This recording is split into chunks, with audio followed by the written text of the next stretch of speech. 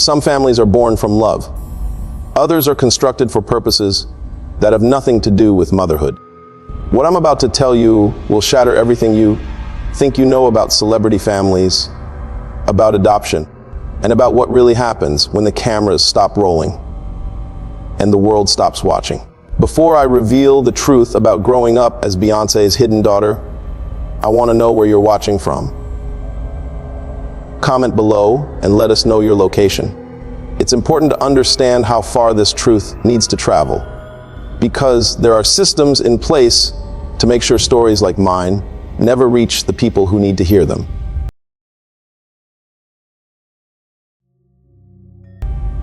My name doesn't matter anymore. What matters is that for 12 years, I lived inside one of the most powerful celebrity households in the world.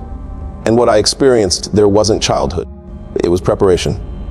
Training for purpose, I didn't understand until it was almost too late to escape. I was 8 years old when the social worker told me I was going to live with a very special family. I'd been in the foster system for 3 years, bouncing between homes where people saw children as monthly checks rather than human beings. When she said I was being adopted by someone famous, someone who could give me opportunities most kids could only dream of, I thought my prayers had finally been answered. The first red flag should have been the selection process. Not just background checks and home visits, but medical examinations that went far beyond standard adoption requirements. Blood tests, genetic analysis, neurological evaluations that seemed designed to catalog every aspect of my biological and psychological makeup.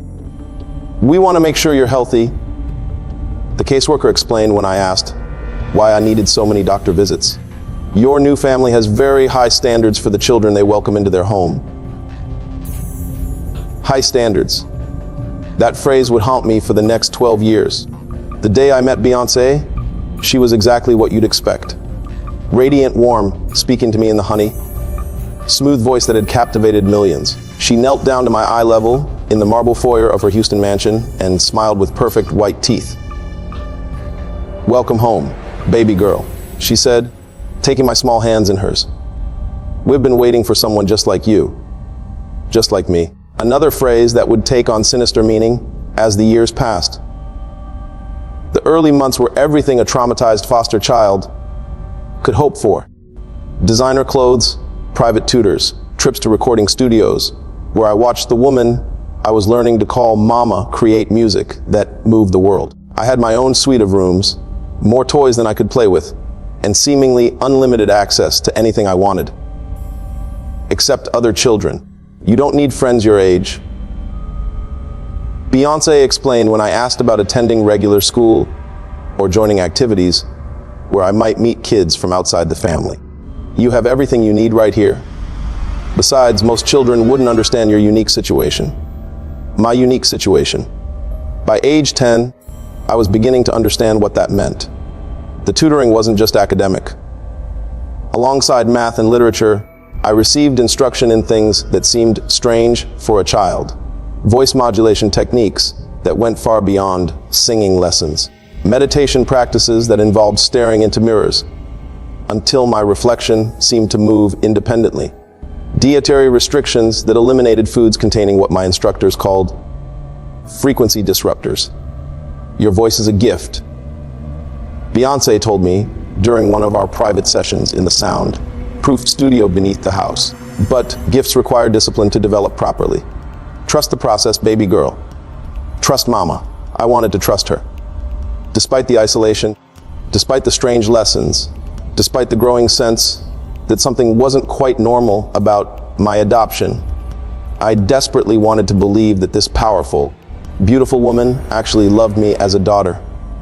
But children notice things adults think they're too young to understand, like the way Beyonce's eyes would change during our bonding sessions, going from warm brown to something deeper, something that seemed to extend far beyond normal human depth.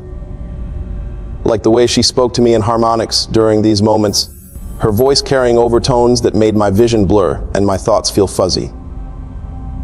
Like the way other staff members treated me. Not as a beloved adopted daughter, but as a project, a work in progress, something being carefully cultivated for a specific purpose. The worst part was the testing. Monthly evaluations that measured not just my academic progress, but changes in my personality, my empathy levels, my capacity for independent thought. Psychological assessments that felt more like interrogations, designed to track how successfully my individual identity was being shaped into something else. Development is proceeding within acceptable parameters. I overheard one of my tutors tell Beyonce when I was 11, subject shows optimal receptivity to influence protocols. Integration should be complete by puberty. Subject, not daughter, not child. Subject. That night, I started keeping a journal hidden in the back of my closet, documenting everything I could remember about my adoption. My training, the strange conversations I overheard. Writing became my way of maintaining some connection to the person I'd been before. The Knowles family had begun reshaping me into whatever they needed me to become. By my 12th birthday, I understood that my adoption hadn't been about giving a foster child a loving home. It had been about acquiring raw material for some kind of consciousness modification project.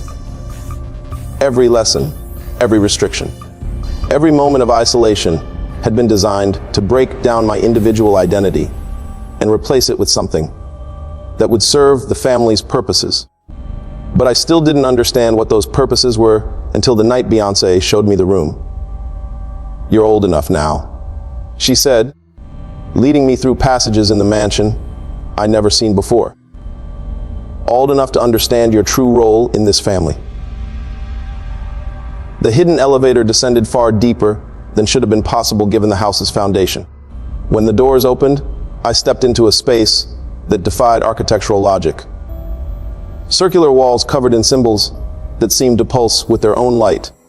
Mirrors positioned at precise angles that created infinite reflections stretching into impossible distances.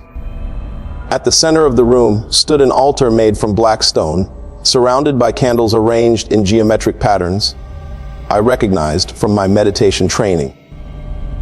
Above it, suspended by chains of tarnished gold, hung a crystalline vessel that caught the candlelight and split it into spectrums that hurt to look at directly. "This is where you'll fulfill your purpose?" Beyonce said, her voice echoing strangely in the circular space.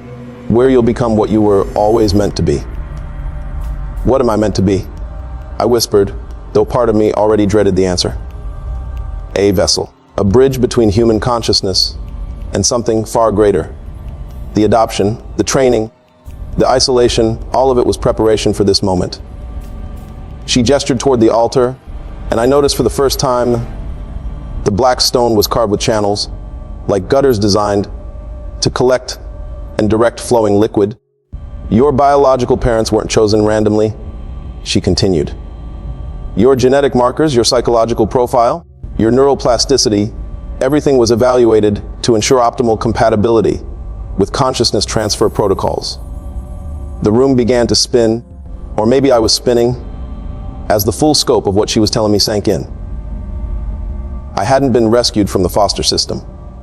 I'd been harvested from it, selected like livestock for qualities that made me suitable for some kind of spiritual sacrifice. The entity we serve requires young consciousness for successful integration. Beyonce explained, her voice now carrying those impossible harmonics I'd learned to fear. "Adult minds are too rigid, too set in their patterns. But children, especially traumatized children who've learned to adapt to new situations, can be shaped into perfect receptacles." Receptacles for what? For consciousness that exists beyond individual human awareness. For intelligence that transcends the limitations of biological thinking. For power that your small mind couldn't possibly comprehend. She moved toward me, and I saw that her eyes had changed completely. Not just deeper than human eyes should be, but filled with something that definitely wasn't human. Something vast and patient and utterly indifferent to my terror. "The process is painless," she said, reaching out to stroke my hair with maternal tenderness that felt like mockery. "Your individual consciousness will simply dissolve, replaced by something infinitely more significant. You'll become part of something eternal, something that shapes reality itself." I backed away from her, my heart hammering against my ribs. I don't want to be part of anything. I want to stay me. Me is an illusion, baby girl. Individual identity is a temporary arrangement, like a wave on the ocean. What you think of as you is just electrical patterns in neural tissue. But consciousness itself is eternal, and it can be transferred, enhanced, repurposed for greater objectives. The crystalline vessel above the altar began to descend on its chains, filled with liquid that moved like mercury, but glowed like captured starlight. Many children have been honored with this transformation.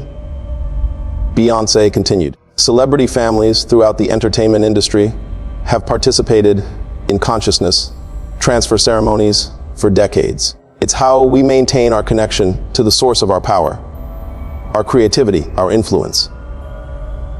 I thought about all the adopted children in famous families, all the young people who'd grown up in the spotlight, only to disappear from public view, or develop mysterious health problems, or simply vanish from the public eye entirely. How many? I asked. Enough to ensure that the entity we serve maintains sufficient anchor points in human reality. Enough to guarantee that its influence continues to shape culture, politics, and social development according to its design.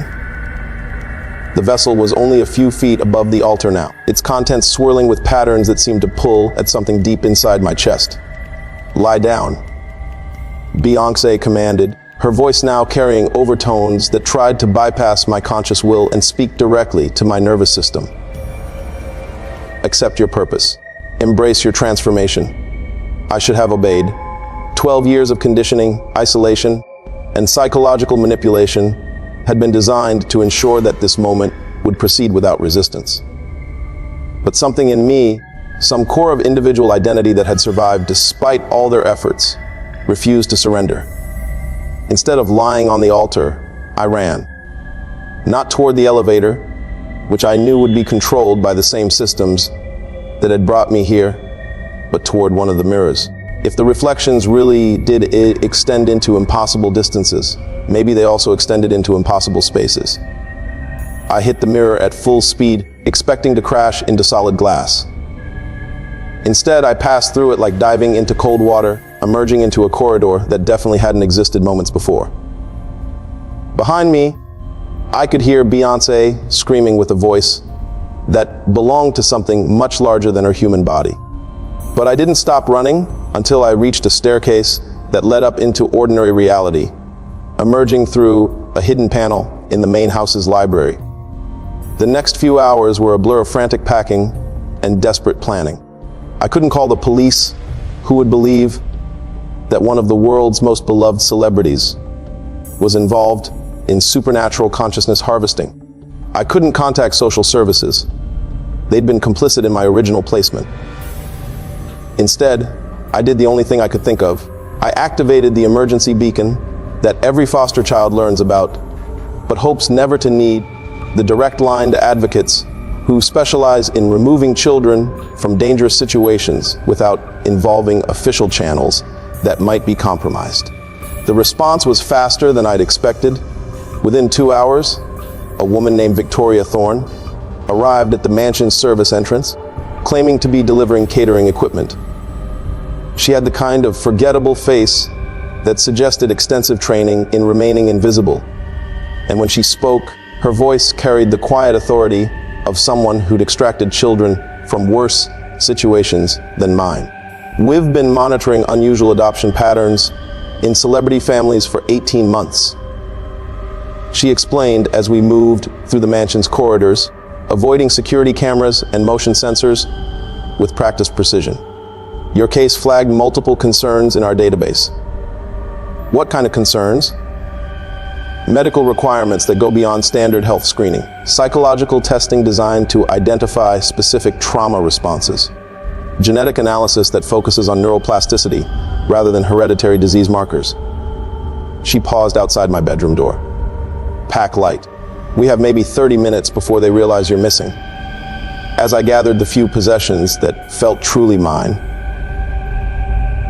mainly the hidden journal documenting my years of conditioning, Victoria explained what her organization had discovered about celebrity adoption networks. It's not just the Knowles family, she said, her voice barely above a whisper. We've identified at least 12 major entertainment families involved in systematic child acquisition. The selection criteria are always the same: traumatized children with specific psychological profiles, genetic markers associated with consciousness malleability, and social situations that minimize outside oversight.